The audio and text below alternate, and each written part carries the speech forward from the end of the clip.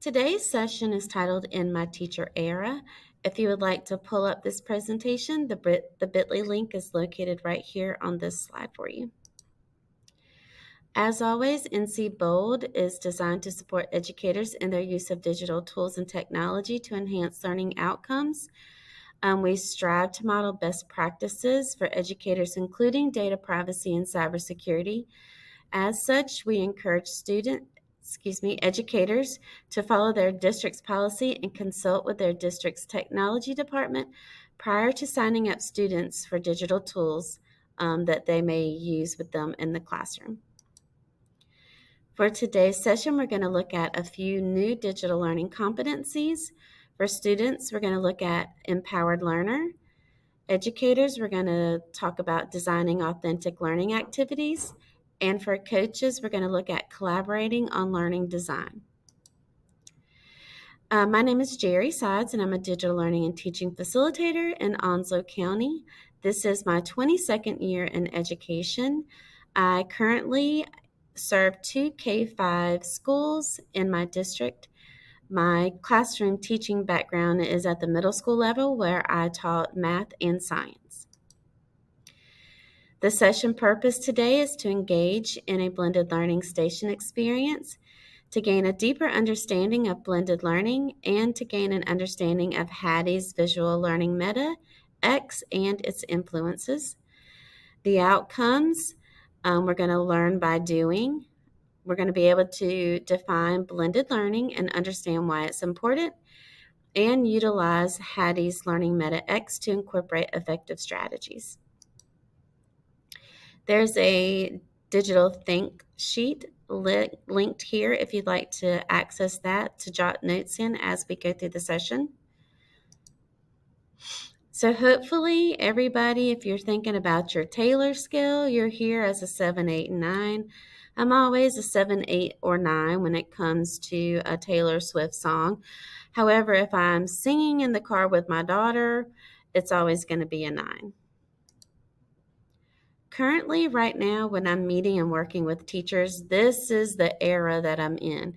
I'm always thinking blended learning. I'm thinking effective strategies. I'm thinking Gen AI to help teachers save time and come up with those rich, engaging, creative lesson ideas and activities. I'm thinking about student agency and giving them voice. I'm thinking about how to incorporate technology. And I'm using all of these resources and many others just to kind of help us pull all of this together. So this is kind of where my brain is currently. I guess Taylor Swift doesn't always have a good day, because this is a quote from her NYU commencement speech, where she talks about, you don't always get the things in the bag that you selected from the delivery service. That's life.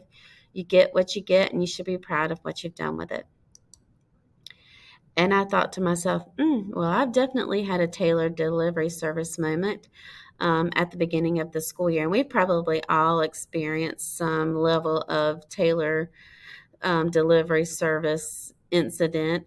I think specifically one year, I think I'm going in teaching one grade level to find out someone resigned, and now I'm switching grade levels. So that's new standards that I have to learn, have to switch my classroom. So it's kind of like, oh my God, and open house is in 2 days. What do I do? So you know what we do? We be the fearless teachers that we know our students need when they walk in our door. We're adaptable, we're flexible, and we go ahead and do what we know we have to do and what's good for students. So the 2 headliners we're going to look at some today is Catlin Tucker, who's all about blended learning, and John Hattie, who's an educational researcher who is all about visual learning. So the definition that Catlin Tucker gives for blended learning in her What It Is and What It's Not article is, blending learning is active, engaged learning online combined with active, engaged learning offline to give students more control over the time, place, pace, and path of their learning. There are many benefits to using blended learning.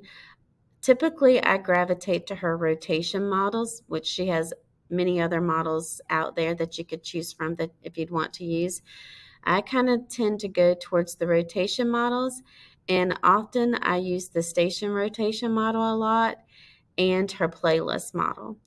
Both of those models allow teachers to facilitate small group differentiated instruction. It allows for student agency.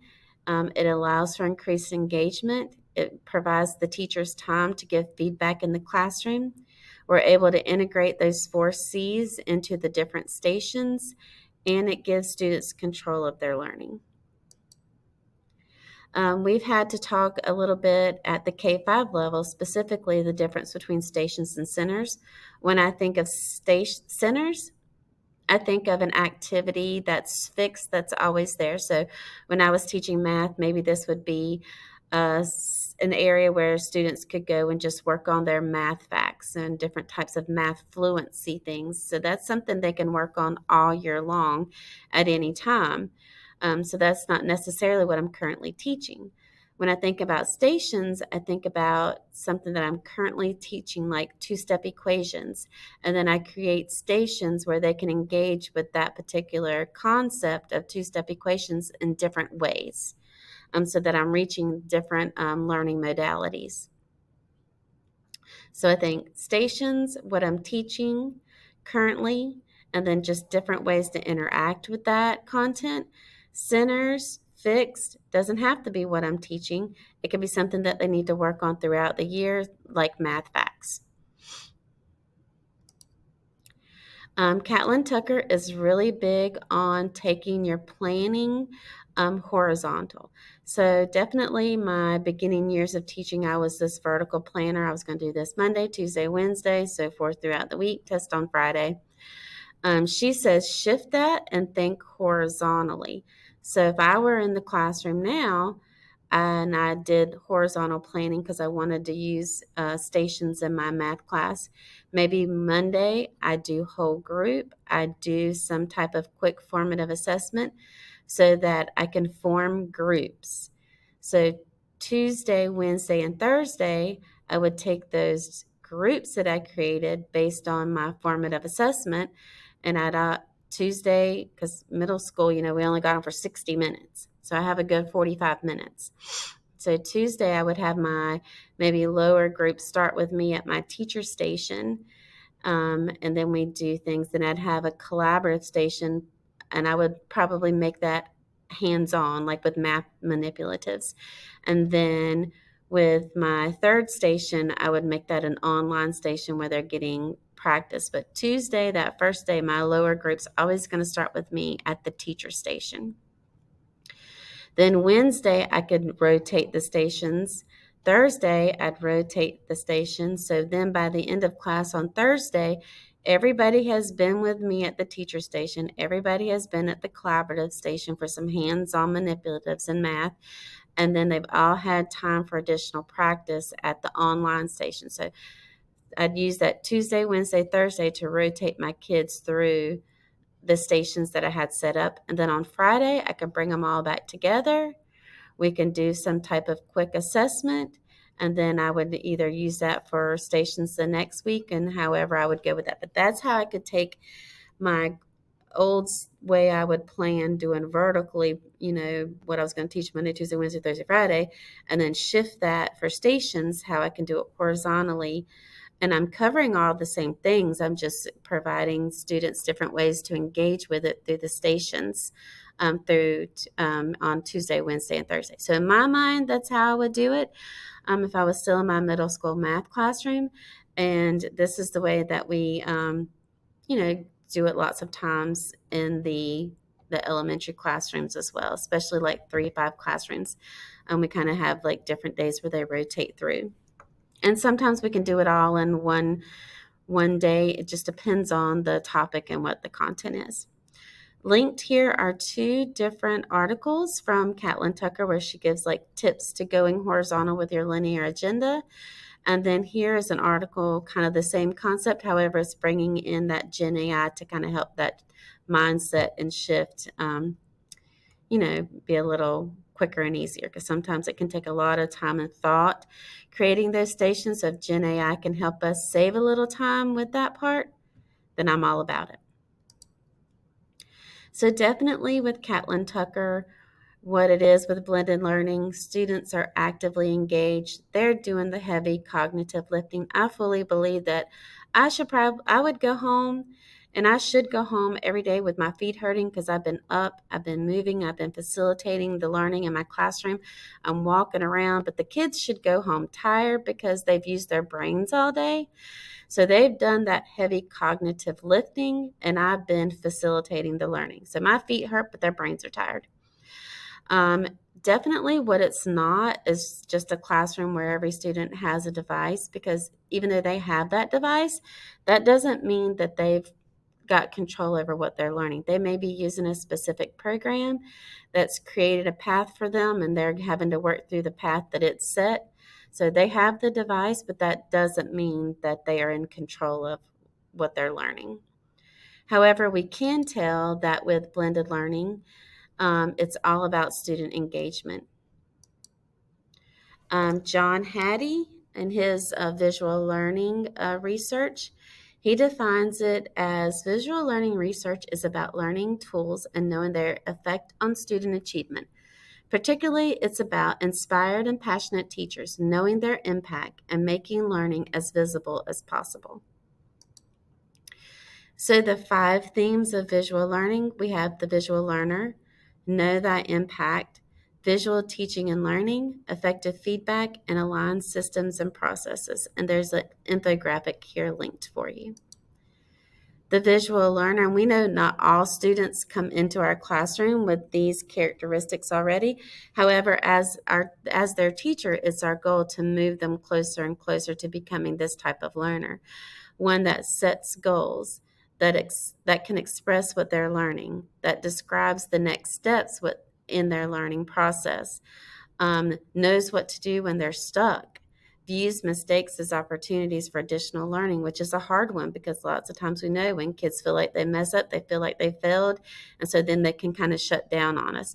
So it's important that we get them in that concept of mistakes are actually a good thing. They help us move forward, and they're not meant to hold us back. And then we always want those students to be receptive of the feedback that we give them and keep them in that feedback loop within their learning journey. So definitely we want them to be a visual learner that is not a passive recipient, but rather an active participant in their learning journey. So that's our ultimate goal, for them to be actively learning and a part of their learning journey. So with John Hattie's Meta X, I have the website linked here. He has grouped all of these different influences into 9 categories. So we see the 9 categories here. Here's a couple of screenshots from his website. There are some things that we can't control when the kids come into our classroom, like their home life and their family resources. We can't control that. Um, Sometimes we can't control the curriculum, because we know what we have to teach is provided for us. Lots of districts like mine use specific programs that you have to use. So, and there are some flexibility in how you implement them. However, the curriculum is set. But as the classroom teachers, we can live in these areas right over here: classroom, teacher, in these categories, student learning strategies, teaching strategies. And then if you're able to, as being one-to-one, we can bring in that technology piece, and everybody, pretty much can at this point. We all have some type of technology available at school. If it's not one-to-one, then labs or carts or something like that, where we can bring in technology into the classroom. So this is our warehouse where we can live as teachers. John Hattie has an effect size of a zero point 0.4 being the threshold for what is known as the zone of desired effects, excuse me. So 0.4 is the lowest on his scale for what he says is effective from all of these different influences that he's categorized. We definitely want higher up on his scale, but we don't want to be implementing anything into the classroom lower than a 0.4 on his on the Hattie scale. So 0.4 or higher, and we want the much higher.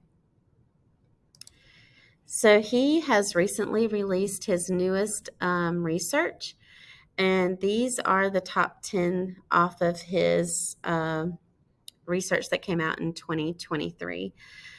So if I'm looking at these top 10, I thought, oh, teacher. These are from the categories: teacher, teaching strategies, teacher, teaching strategies, teacher education, teaching strategies. So most of them are centered around the teacher. How do you believe? Do you believe all students can learn? Do you believe that what you do matters? Do you believe what you do impacts student learning?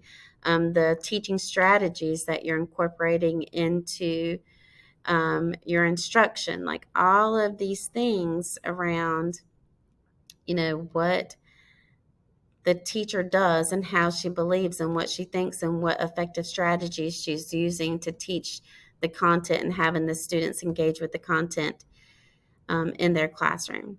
So we can tell just from his top 10 that it's all about teacher impact for John Hattie.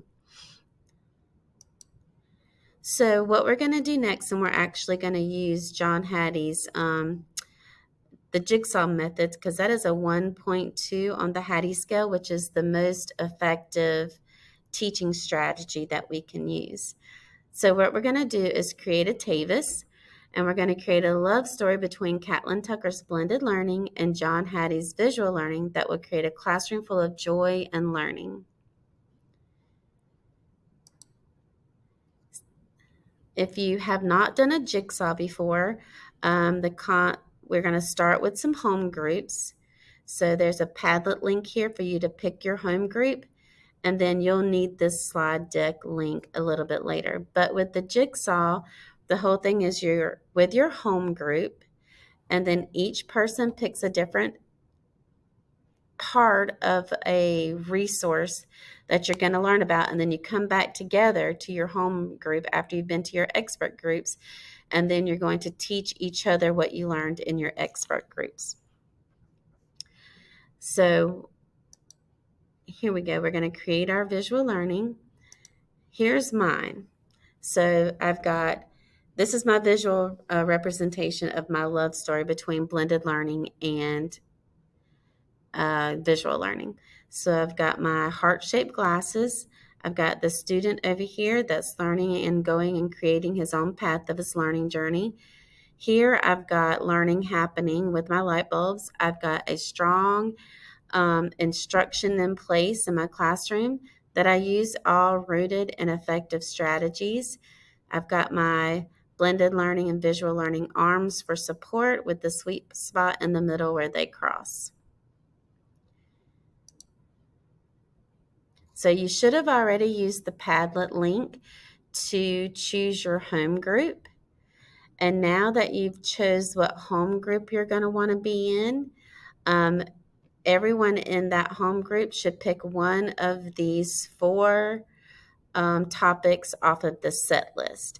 So hopefully just make sure that at least one person in your home group goes to each of these 4 topics on the set list so that everybody gets something from each of these topics when you come back from your expert groups. I'm going to give you a second to make sure that your home group is in place and you know which one your home group is. You've signed up for that, and that each person in the home group has a topic off the set list. And you're going to include that on the Padlet as well, what topic you're going to study from the set list, so that we know that everybody has something covered. So hopefully everybody's done that, and you know which set list topic you're going to be researching. Once you do that, you're going to go to that particular slide, and there'll be resources from either Catlin Tucker, John Hattie, or Taylor Swift. um, about a specific topic. So this one happens to be insight. So it's all about the power of words.